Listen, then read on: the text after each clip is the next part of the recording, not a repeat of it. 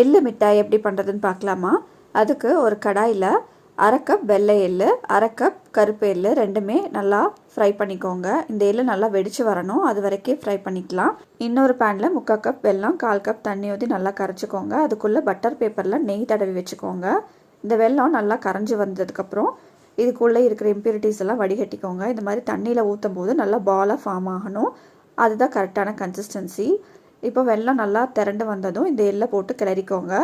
சூடாக இருக்கும்போதே பட்டர் பேப்பரில் இதை போட்டு நல்லா இந்த ரோலிங் பின்னில் வச்சு நல்லா இந்த மாதிரி ஃப்ளாட்டாக ரோல் பண்ணிக்கோங்க. இது சூடாக இருக்கும் போதே நம்ம பீஸும் போட்டுறணும், இல்லைன்னா இது கெட்டி ஆகிடும். பாருங்கள், இந்த மாதிரி என்ன ஷேப் வேணுமோ அந்த ஷேப்பில் நீங்கள் கட் பண்ணி எடுத்துக்கலாம். நான் இன்றைக்கி ஸ்கொயர் ஷேப்பில் தான் கட் பண்ணி எடுக்கிறேன்.